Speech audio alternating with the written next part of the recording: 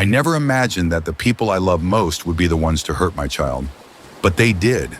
And the pain it caused was something I never thought I would have to endure.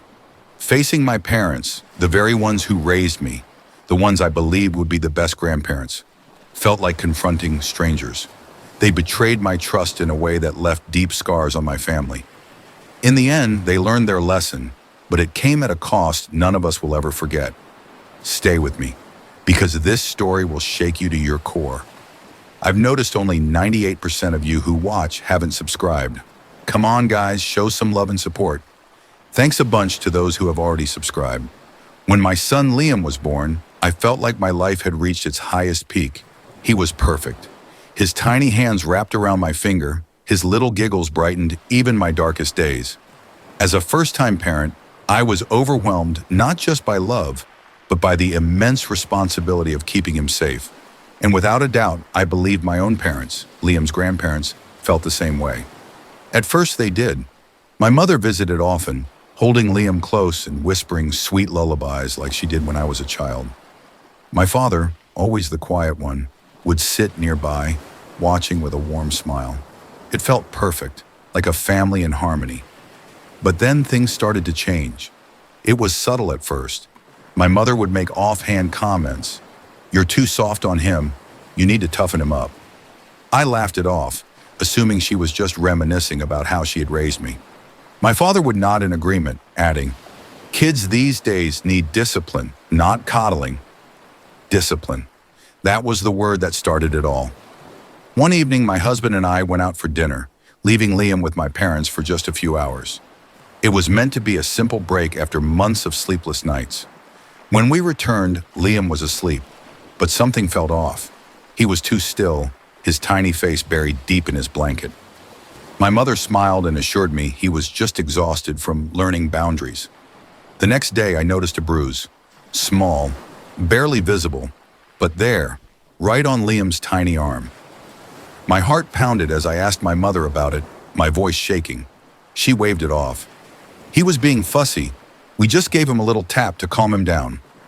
A little tap. My stomach turned. My sweet, innocent baby had been hurt by the very people I trusted most. A storm of emotions raged inside me. Confusion, anger, betrayal. But I wanted to believe it was a one-time mistake, that they would never actually harm him. But it wasn't just once. Over the next few weeks, I started noticing more. The way Liam flinched when my father reached for him. How he cried hysterically whenever I tried to leave him alone with them. Then one evening, as I picked him up from their house, I heard it. "Stop crying. You need to toughen up." Then a sharp cry. Liam's cry. Not one of hunger, not one of discomfort.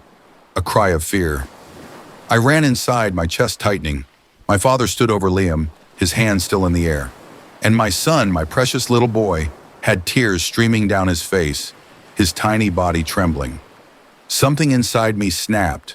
I grabbed Liam and held him close, his sobs muffled against my shoulder. "What are you doing?" I demanded, my voice shaking. My father looked annoyed. Teaching him? Teaching him? Teaching him what? That fear is love. That pain is discipline. That the people who are supposed to protect him are the ones who hurt him? I couldn't breathe. My own parents, the ones who raised me, had become strangers before my eyes. That night, I made a decision.